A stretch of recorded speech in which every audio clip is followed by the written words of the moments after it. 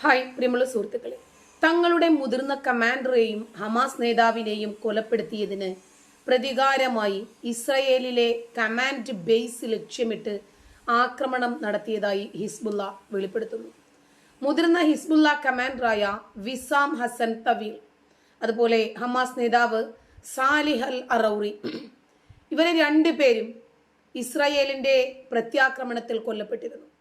അതിൽ പ്രകോപിതരായ ഹിസ്ബുള്ളയും ഹമാസും തീവ്രമായി ഇസ്രായേലിനെ ആഞ്ഞടിക്കാൻ തീരുമാനിച്ചു. കഴിഞ്ഞ ദിവസമാണ് വിസാം തവീൽ കൊല്ലപ്പെടുന്നത്. അതിന് പിന്നാലെ ഇസ്രായേൽ നഗരമായ സഫേദിലുള്ള കമാൻഡ് സെന്റർ ലക്ഷ്യമാക്കിയിട്ടുള്ള ഡ്രോൺ ആക്രമണങ്ങളും റോക്കറ്റ് ആക്രമണങ്ങളും കടുപ്പിച്ചു എന്നാണ് ഹിസ്ബുള്ള അവകാശപ്പെട്ടത്. സഫേദിലെ കമാൻഡ് സെന്ററിന് സമീപത്ത് ശത്രുക്കളുടെ ഡ്രോൺ വെടിവെച്ചിട്ടതായി ഇസ്രായേൽ സൈന്യവും സ്ഥിരീകരിച്ചിട്ടുണ്ട്. എന്നാൽ മറ്റപകടങ്ങളോ നാശനഷ്ടങ്ങളോ ഉണ്ടായിട്ടില്ലെന്നും ഇസ്രായേൽ സൈന്യം അറിയിച്ചു. ഹമാസിനോട് ഐക്യദാർഢ്യം പ്രഖ്യാപിച്ചാണ് ഹിസ്ബുള്ളയും ഇസ്രായേലിനെതിരെ യുദ്ധത്തിനിറങ്ങിയത്. ഒക്ടോബർ 7-ാം തീയതി ഇസ്രായേൽ ഹമാസ് യുദ്ധം ആരംഭിച്ചതിന് ശേഷം കൊല്ലപ്പെടുന്ന ഹിസ്ബുള്ളയിലെ ഏറ്റവും ഉയർന്ന സ്ഥാനം വഹിച്ചിരുന്ന നേതാവാണ് വിസാം ഹസൻ. കഴിഞ്ഞ 3 മാസമായി നടക്കുന്ന ഏറ്റുമുട്ടലിനിടെ ഇതാദ്യമായാണ് ഒരു കമാൻഡർ കൊല്ലപ്പെടുന്നതെന്നും ഹിസ്ബുള്ള കഴിഞ്ഞ ദിവസം വെളിപ്പെടുത്തിയിരുന്നു. ഇയാളുടെ സംസ്കാര ചടങ്ങുകൾ ഇന്നലെ തെക്കൻ ലെബനൻ ഗ്രാമമായ കിർബിത്ത് സിൽമിലാണ് നടന്നത്.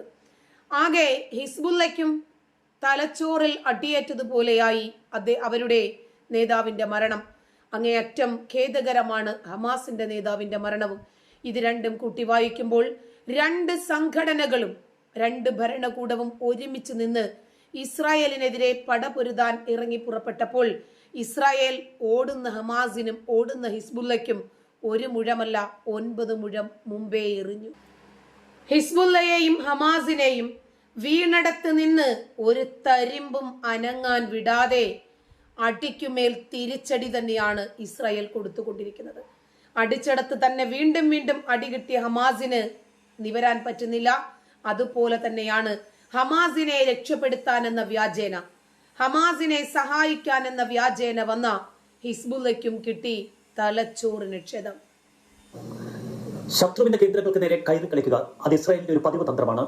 ഇക്കുറി ഹിസ്ബുള്ളയുടെ നേർക്കും ഇസ്രായേൽ കാട്ടുന്നത് അതേ യുദ്ധതന്ത്രം തന്നെ. ഹിസ്ബുള്ളയുടെ സുരക്ഷയിൽ ബെയ്റൂത്തിൽ സുരക്ഷിതനായി കഴിഞ്ഞിരുന്ന സലെ അറൂരിയെ വധിച്ചുകൊണ്ട് ആദ്യം ഇസ്രായേൽ സേന ഹിസ്ബുള്ളയെയും ഹമാസിനെയും ഒക്കെ ഞെട്ടിച്ചു. തൊട്ടു പിന്നാലെ ഹിസ്ബുള്ളയുടെ തലവൻ നസർ ഹസറുള്ളയുടെ പ്രഖ്യാപനം. ഇതിനുള്ള ശിക്ഷ ഇസ്രായേലിന് തങ്ങൾ നൽകിയിരിക്കും. അതിന് ഇസ്രായേൽ കൊടുത്ത മറുപടി അതിനേക്കാൾ ഭയാനകം. ഹിസ്ബുള്ള തലവനായ വിസീം ഹസൻ തവീലിനെ ഈ കഴിഞ്ഞ ദിവസം ഇസ്രായേൽ സേന വധിച്ചു. ഉന്നത സേനാ കമാൻഡറെ വധിച്ചത് ഹിസ്ബുള്ളയ്ക്ക് കനത്ത തിരിച്ചടിയായി. ഇതോടെ ഇസ്രായേലിന്റെ സേനാ ആസ്ഥാനങ്ങളിൽ ഒന്നിനു നേർക്ക് ഹിസ്ബുള്ള ആക്രമിക്കാനുള്ള ശ്രമങ്ങൾ നടത്തി. വടക്കൻ കമാൻഡിന്റെ സഫേദിലെ കേന്ദ്രമാണ് ലെബനീസ് സായുധ സംഘടനയായ ഹിസ്ബുള്ള ചാവേറ്റ് റോഡുകൾ ഉപയോഗിച്ച് ആക്രമിക്കാൻ ശ്രമിച്ചത്. തുടർന്ന് ഈ ആക്രമണം ഇസ്രായേൽ സ്ഥിരീകരിച്ചു. ആർക്കും പരിക്കേറ്റിട്ടില്ല എന്ന് ഇസ്രായേൽ പറഞ്ഞു. തങ്ങളുടെ കേന്ദ്രത്തിൽ ഒരു ഡ്രോൺ പതിച്ചു, പക്ഷേ ആർക്കും, അതായത് എങ്ങനെയും ഇസ്രായേലിനെ ഇല്ലാതാക്കുക, ജൂതപ്പടയെ വേരോടെ ഉന്മൂലനം ചെയ്യാൻ എല്ലാ ഇസ്ലാമിക ഭീകര സംഘടനകളും ഒരുമിച്ച് നിന്നു. പക്ഷേ ഇസ്രായേൽ ഒറ്റയ്ക്ക് മതിയായിരുന്നു ഇവരെ ഒക്കെയും എതിരിടാൻ. പരിക്കേറ്റിട്ടില്ല, ഇതായിരുന്നു ഇസ്രായേലിന്റെ വിശദീകരണം. ആളില്ലാ വിമാനങ്ങൾ ഉപയോഗിച്ചുകൊണ്ട് ഇസ്രായേലിന് നേർക്ക് നിരവധി തവണയാണ് ഹിസ്ബുള്ളയുടെ നേതൃത്വത്തിൽ ആക്രമണം നടത്തിയത്. എന്നാൽ ഇതിന് തിരിച്ചടി അതേ ദിവസം തന്നെ ഇസ്രായേൽ കൊടുത്തു. ഇസ്രായേലിന്റെ സേനാ കേന്ദ്രത്തിലേക്ക് ഡ്രോൺ ഉപയോഗിച്ച് ആക്രമണം നടത്തിയ ഹിസ്ബുള്ളയുടെ കമാൻഡറെ തന്നെ വധിച്ചുകൊണ്ടായിരുന്നു ഇന്നലെ ഇസ്രായേൽ മറുപടി കൊടുത്തത്. ഒക്ടോബർ 7-ാം തീയതിക്ക് ശേഷം ഇസ്രായേലിന് നേർക്ക് നിരവധി ഡ്രോൺ ആക്രമണങ്ങൾ നടന്നു. ഇതിന്റെയെല്ലാം സൂത്രധാരനെ തങ്ങൾ വധിച്ചുവെന്നാണ് ഇന്നലെ ഇസ്രായേൽ പ്രഖ്യാപിച്ചത്. ലെബനനിലൂടെ യാത്ര ചെയ്യുകയായിരുന്ന ഹിസ്ബുള്ളയുടെ ഡ്രോൺ തലവനെ ഇസ്രായേൽ ഇന്നലെ വൈകുന്നേരത്തോടെ വധിച്ചു. അൽ ഹുസൈൻ ബുർജി എന്ന കമാൻഡർ ദീർഘകാലമായി ഹിസ്ബുള്ളയുടെ ഡ്രോൺ ആക്രമണങ്ങളുടെ തലവനാണ്. ഒടുവിൽ അൽ ഹുസൈൻ ബുർജിയെ തന്നെയാണ് ഇന്നലെ തങ്ങൾ വധിച്ചത് എന്ന് ഇസ്രായേൽ സ്ഥിരീകരിച്ചു. ലെബനനിലെ കിർബത്തിൽ ഒരു ആക്രമണം നടന്നുവെന്നും ഹിസ്ബുള്ളയുടെ കമാൻഡർ വധിക്കപ്പെട്ടുവെന്നും ലെബനീസ് മാധ്യമങ്ങൾ തുടർന്ന് വാർത്ത നൽകി. എന്നാൽ ഹിസ്ബുള്ള ഇത് നിഷേധിക്കുന്ന കാഴ്ചയാണ് പിന്നീട് കണ്ടത്.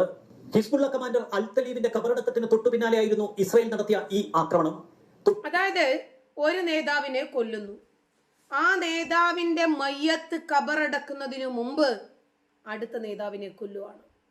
ഇതാണ് ഇസ്രായേലിന്റെ യുദ്ധതന്ത്രങ്ങളിൽ ഏറ്റവും പ്രധാനപ്പെട്ടത്. തന്നെയുമല്ല, ഏതെങ്കിലും ഒരു നേതാവിനെ അല്ല കൊല്ലുന്നത്. ഇപ്പോൾ ഹമാസിനെ, അതുപോലെ ഹിസ്ബുള്ളയെ, അതുപോലെ ഹൂതികളെ മുന്നിൽ നിന്ന് നയിക്കുന്ന പ്രധാനപ്പെട്ട തലവന്മാരുടെ തലകളാണ് ഇസ്രായേൽ ലക്ഷ്യം വെച്ച് തള്ളി താഴെയിടുന്നത്. പിന്നാലെ ബുർജി എന്ന ഹിസ്ബുള്ളയുടെ മറ്റൊരു നേതാവിനെയും വധിച്ചെറിഞ്ഞു ഇസ്രായേൽ സൈന്യം. ഹിസ്ബുള്ളയുടെ ആകാശക്കരുത്തിന്റെ തലവനെയാണ് തങ്ങൾ വധിച്ചത് എന്ന് ഇസ്രായേൽ ഡിഫൻസ് ഫോഴ്സ് പിന്നീട് ഔദ്യോഗിക പത്രക്കുറിപ്പിറക്കി. ഡസൻ കണക്കിന് ഡ്രോൺ ആക്രമണങ്ങൾക്ക് പിന്നിൽ പ്രവർത്തിച്ച ആ നേതാവിനെ തങ്ങൾ വധിച്ചു. ഡ്രോൺ ആക്രമണങ്ങളുടെ തലവൻ ഹിസ്ബുള്ള ഭീകരനെ തങ്ങൾ വധിച്ചു എന്ന അവകാശവാദം ഹിസ്ബുള്ള പക്ഷേ പൂർണ്ണമായി തള്ളിക്കളഞ്ഞു. തുടർന്ന് ഇസ്രായേൽ സൈന്യം ഹിസ്ബുള്ളയുടെ നിരവധി കേന്ദ്രങ്ങൾക്ക് നേരെ ഇന്നലെ രാത്രി ആക്രമണം നടത്തി. നിരവധി പേർ മരിച്ചുവെന്നാണ് പുറത്തുവരുന്ന വിവരങ്ങൾ. ഹിസ്ബുള്ളയുടെ ശക്തി കേന്ദ്രങ്ങളിലൊന്നായ ലെബനനിലെ കാഫർ കില്ലയുടെ നേർക്ക് അതിശക്തമായ ആക്രമണങ്ങളും ഇന്നലെ ഇസ്രായേൽ സേന നടത്തി. ലെബനൻ മണ്ണിൽ ഹിസ്ബുള്ളയുടെ കേന്ദ്രങ്ങൾ ഇനി പ്രവർത്തിക്കാൻ അനുവദിക്കില്ല എന്ന് ഇസ്രായേൽ പറഞ്ഞു. ഇനിയും ആക്രമണങ്ങൾക്കാണ് ഹിസ്ബുള്ള ശ്രമിക്കുന്നതെങ്കിൽ അതിശക്തമായ തിരിച്ചടി അവർ പ്രതീക്ഷിക്കണം. ഇന്നലെ രാത്രി വൈകി IDF 3 ഹിസ്ബുള്ള തീവ്രവാദികളുടെ മരണം പിന്നീട് സ്ഥിരീകരിച്ചു. Sharif Sayyid Nasser, Isa Ali Nouruddin, Hassan Abdal Hussain എന്നിവർ കൊല്ലപ്പെട്ടുവെന്നാണ് ഇസ്രായേൽ അവകാശപ്പെട്ടത്. ഒരു വശത്ത് ഇസ്രായേൽ പ്രധാനമന്ത്രി ബെന്യമിൻ നെതന്യാഹുവുമായി അമേരിക്കൻ സെക്രട്ടറി ആന്റണി ബ്ലിങ്കൻ ചർച്ച നടത്തുമ്പോൾ മറുവശത്ത് ഇസ്രായേൽ സൈന്യം അതിശക്തമായി ഹിസ്ബുള്ളയുടെ നേർക്ക് ആക്രമണം തുടരുന്നു. ഇസ്രായേലിന്റെ വടക്കുഭാഗത്ത് നിന്ന് ഏകദേശം 80,000-ഓളം ഇസ്രായേലികളെയാണ് ഇസ്രായേൽ മാറ്റിപ്പാർപ്പിച്ചിരിക്കുന്നത്. ലെബനൻ മണ്ണിൽ നിന്ന് ഹിസ്ബുള്ളയും സിറിയയിൽ നിന്ന് മറ്റു ചില ഭീകര സംഘടനകളും ഇസ്രായേലിന് നേർക്ക് ആക്രമണം നടത്തും എന്ന ഭീതിയായിരുന്നു ഇത്തരത്തിൽ ആളുകളെ മാറ്റാനുള്ള ഇസ്രായേലിന്റെ കാരണം. അതായത് ഇസ്രായേലിന്റെ തിരിച്ചടിയിൽ ഹമാസ് ഭീകരരും അതുപോലെ ഗാസയിലെ ഹമാസ് അനുകൂലികളും ഒന്നിനു പുറകെ ഒന്നൊന്നായി കൊല്ലപ്പെട്ടുകൊണ്ടിരിക്കുമ്പോൾ ഇസ്രായേൽ വളരെ തന്ത്രപൂർവ്വം അവരുടെ ആളുകളെ സുരക്ഷിതമായ താവളങ്ങളിൽ എത്തിക്കുകയാണ്. ഒരു അലാറം മുഴക്കുന്നു, ഒരു ഭൂഗർഭ അറ തുറന്നു വരുന്നു. ഇസ്രായേലിയർ മുഴുവനും അതിനകത്ത് സേഫ് ആയിരിക്കും. എന്നാൽ ഹമാസ് ഭീകരർ എന്താണ് ചെയ്തത്? അവരുടെ സുരക്ഷ മാത്രമായിരുന്നു അവർ ശ്രദ്ധിച്ചത്. ഹമാസ് ഭീകരർ അവരുടെ കുടുംബാംഗങ്ങളുമായി ഭൂഗർഭ അറകളിൽ, അതല്ലെങ്കിൽ ഖത്തറിൽ, ഇറാനിൽ, തുർക്കിയിൽ സുഖലോലുപതയിൽ സേഫ് ആയിരുന്നു. അവർക്കു വേണ്ടി കൊല്ലാനും കൊല്ലപ്പെടാനും തയ്യാറായി ഗാസയിലെ അനുയായികൾ ഇറങ്ങി തിരിച്ചപ്പോൾ 23,000 ആളുകൾക്ക് അവരുടെ ജീവൻ നഷ്ടപ്പെട്ടിട്ടും 20 ലക്ഷത്തോളം ജനതയ്ക്ക് അവരുടെ വീടും കൂടും പിറന്ന നാടും നഷ്ടപ്പെട്ടിട്ടും ഹമാസ് നേതാക്കൾക്ക് ഒന്നും നഷ്ടപ്പെട്ടിട്ടില്ല. പിന്നെ എങ്ങനെയാണ് അവർക്ക് അലിവ് തോന്നുന്നത്? ഒരു ഭാഗത്ത് യുദ്ധതന്ത്രങ്ങൾ മെനയുന്ന IDF, മറുഭാഗത്ത് ഇസ്രായേലിനെ ആക്രമിക്കാൻ കാരണമായ ഒക്ടോബർ 7 തലച്ചോറിനെ അന്വേഷിച്ച് മൊസാദ്, മറ്റൊരു ഭാഗത്ത് ഇസ്രായേൽ പ്രതിനിധികൾ യുദ്ധം ഇല്ലാതാക്കാനുള്ള സമവായ ചർച്ചകൾക്ക് നേതൃത്വം കൊടുക്കുന്നു. യുദ്ധം നിർത്തണം, വെടിനിർത്തൽ അവസാനിപ്പിക്കണം. അപ്പോൾ അതിനുവേണ്ടിയുള്ള ചർച്ചകൾ തുടരുമ്പോൾ മറുഭാഗത്ത് ശത്രു നിസ്സാരനല്ല എന്നുള്ള കാഴ്ചപ്പാടിൽ ഇസ്രായേൽ ആഞ്ഞടിക്കുകയാണ് ശത്രുവിനെതിരെ. തന്നെ ഹിസ്ബുള്ളയുടെ 158 പേരെ തങ്ങൾ വധിച്ചുവെന്നാണ് ഇസ്രായേൽ പറയുന്നത്. ഇക്കാര്യം ഹിസ്ബുള്ളയും സ്ഥിരീകരിക്കുന്നു. സലേറൂരിയുടെ വധത്തിനു ശേഷം തങ്ങൾ അതിശക്തമായി തിരിച്ചടിക്കും എന്ന് പ്രഖ്യാപിച്ച ഹിസ്ബുള്ള, എന്നാൽ ഹസൻ നസറുള്ള പ്രതീക്ഷിച്ചതുപോലെ ലെബനനിൽ നിന്ന് മറ്റു പിന്തുണ അവർക്ക് ലഭിച്ചില്ല. ഇറാനും പരസ്യമായ ഒരു പിന്തുണയ്ക്ക് മുന്നോട്ട് വന്നില്ല. ഇതോടെ ഒറ്റപ്പെട്ട ആക്രമണങ്ങളാണ് തുടർന്നും ഹിസ്ബുള്ള നടത്തിയത്. അതിന് ഇസ്രായേൽ നൽകുന്ന മറുപടി അതിനേക്കാൾ ശക്തം. ഹമാസ് ഉപമേധാവി സലേഹ് അൽ അറൂരി, ഹിസ്ബുള്ള കമാൻഡറായ വിസം ഹസൻ തവീൽ എന്നിവരെ ഇസ്രായേൽ വധിച്ചതിനുള്ള മറുപടിയാണ് സബേദിൽ തങ്ങൾ നടത്തിയ ആക്രമണമെന്ന് ഹിസ്ബുള്ള അവകാശപ്പെട്ടു. എന്നാൽ ആക്രമണം നടത്തിയ ഡ്രോൺ തലവനെ തന്നെ വധിച്ചുകൊണ്ട് ഇസ്രായേൽ അതിനുള്ള മറുപടിയും കൊടുത്തു. യുദ്ധം ഗാസയ്ക്ക് പുറത്തേക്ക് പടരാതിരിക്കാനുള്ള ശ്രമങ്ങൾക്കായാണ് ആന്റണി ബ്ലിങ്കൻ ഇസ്രായേലിൽ എത്തിയത്. എന്നാൽ അതിനിടയിൽ ഹിസ്ബുള്ള കേന്ദ്രങ്ങൾ തച്ചു തകർക്കുന്ന ഇസ്രായേൽ സേനയാണ് അമേരിക്ക നേരിൽ കാണുന്നതും.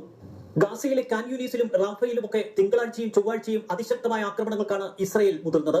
ഇസ്രായേൽ തുനിഞ്ഞിറങ്ങിയതാണ്. തങ്ങൾക്കെതിരെയുള്ള ഈ ശത്രുവിന്റെ പടപ്പുറപ്പാട് വേരോടെ ഉന്മൂലനം ചെയ്തിട്ടില്ലെങ്കിൽ നാളെ ഇവർ വീണ്ടും എഴുന്നേൽക്കും. ഇസ്രായേലിനെ ഇല്ലാതാക്കാൻ, ഇസ്രായേലിന്റെ സമാധാനം നശിപ്പിക്കാൻ, 6-ാം നൂറ്റാണ്ടിന്റെ ഗോത്രപുസ്തകത്തിലെ ജൂതവിരോധം പ്രാവർത്തികമാക്കുന്നതിനു വേണ്ടി വീണ്ടും ഇവർ യഹൂദന്മാരെ കൂട്ടക്കൊല ചെയ്യാൻ ഇറങ്ങിത്തിരിക്കാതിരിക്കണമെങ്കിൽ ഇതോടുകൂടി ഹമാസിന്റെ അന്ത്യം കുറിക്കണം എന്ന് നെതന്യാഹു തീരുമാനിച്ചു.